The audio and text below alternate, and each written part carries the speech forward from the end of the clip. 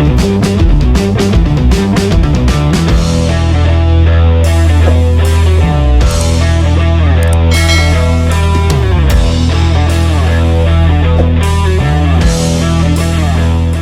ayun mga boss, welcome back to my channel, Kuya's Auto Venture. Nakahanap tayo ng time para sagutin yung tanong sa atin sa YouTube, yung isa nating taga-subaybay. Nagtanong siya about P0446. Okay.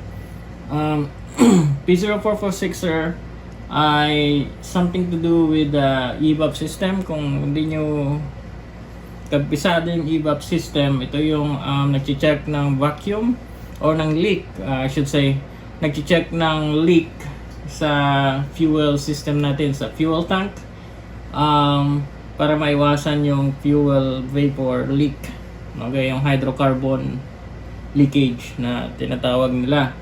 So yung mga sasakyan, mayroon niyang mga system to eliminate or reduce emission, and this is one of those system. I don't know sa Pinas kung meron ganito. You'll typically just see this on gasoline engines. Yung system na to, yung EVAP system na to, ay responsible din kung bakit nagka-cause ng check engine light pagka off yung fuel cap. It's the same system, okay? So, P0446, balik tayo doon sa nagtanong sa atin. Ang pangalan niya or username niya ay alsteven44. So, para sa ito, boss, kasi tanong siya ng tanong, PCM daw ba yung issue? Bakit daw walang ground dito sa PCM? So, sasagutin natin yan kung bakit walang ground sa PCM. Kasi nagche-check yata siya, tapos wala siyang makitang ground. Tapos merong positive supply pero walang ground. So sagutin natin kung bakit walang ground. P0446 error code indicates EVAP vent control circuit malfunction. So EVAP tayo mga sir. Wala nang ink. EVAP system tayo mga sir. Evaporative emission system. Kung hindi nyo kayo familiar sa EVAP system na yan, I have a video. I'm going to put the link below, I guess, diba? Para at least pasyalan nyo, maintindihan nyo kung paano nag-work yung EVAP na yan kung hindi pa kayo familiar. So, back tayo dito sa code na to. So, ang code na to guys ay pertaining to a one of the EVAP system component, which is the vent valve. I call this the vector valve sa back door. Tapos yung purge valve is the front door kasi ito nasa likod. Okay, ito yung nagko-control ng fresh air or nag-shut off ng system sa back door. Okay, tsaka ito yung pasukan ng fresh air. So as you can see, vent, diba? Vent valve. So ito yung vent ng system really. Kung magre-release ng vacuum, i-open yan, tapos magre-release yung vacuum sa loob ng tangke. So, ito guys ay normally open valve. Okay? Normally open siya. So, ibig sabihin, pagka hindi siya on, naka-open yung valve, magko-close lang siya pagka nagtitest yung PCM. So, this is normally open valve. Okay? So, yan yung vent valve na yun yung nag-set ng, yung circuit na yun ang nag-set ng code. So, monitor yan ng PCM kasi controlled ng PCM yan. So, there's only 2 wires. So, yung diagnostic strategy na gagawin ko dito, applicable to sa mga 2 wires. So, pay attention. Kasi kung may 2 wires kayo, you can use this as, strategy.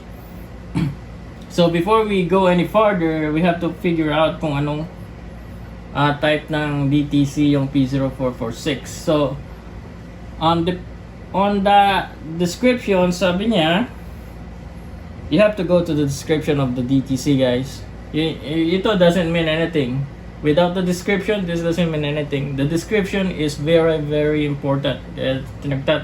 Marami nagtatanong sa akin, Ano yung ganito ganyan P0123? Anong problema? Without the description of the code, that code doesn't mean anything. Okay? Why? I'm gonna tell you exactly why. Meron kasing dalawang type ng DTC. Okay? Yung tinatawag nating component DTC at yung condition DTC. Yung component DTC, mga boss, ito yung DTC na nasiset na ang issue niya ay component mismo, di ba? Yung component, physical component ng system. So like for example, yung wire, solenoid, PCM, yung wire, yun ang mga component DTC, ano. Yung isang type is condition DTC. Condition DTC, guys, ito yung halimbawa misfire, di ba? Or yung EVAP leak. Let's just put an example here. Condition here maybe P0301 o P0300 o I don't know, 0401 for EGR system. I don't know, flow. I'm not sure. P0300, or we can even put P0 for the EVAP system. P0446. Puro generic na code to, mga boss, no? These are all condition siya kasi binibigyan ka lang ng ano bang ibig sabihin nito? Hindi siya nagpe-pertain sa component failure. Okay? So for example, yung P0300 or P0301, misfire in cylinder 1. Okay? Meron tayong misfire in cylinder 1. That's a condition. Ano yung nag-fail? We don't know, di ba? So it could be injector, it could be compression issue, it could be ignition system. So that's why it's condition. Component, this one is a component DTC, P0446. Kasi malfunction, according to the description, it's a malfunction in EVAP vent circuit. So ibig sabihin yan, malfunction siya sa circuit. So hindi siya condition kasi it could be the wire, it could be the vent valve itself, it could be the PCM, it could be the ground side or positive side. So hindi siya condition, ano mga sir. Okay, so that's a component DTC P0444. So another DTC for component is P0351. So P0351 component DTC siya. This is for ignition coil primary circuit. So component siya. Okay? So pwedeng ignition, yung wire or yung computer or ground, whatever, has something to do with the circuit. That's a component DTC.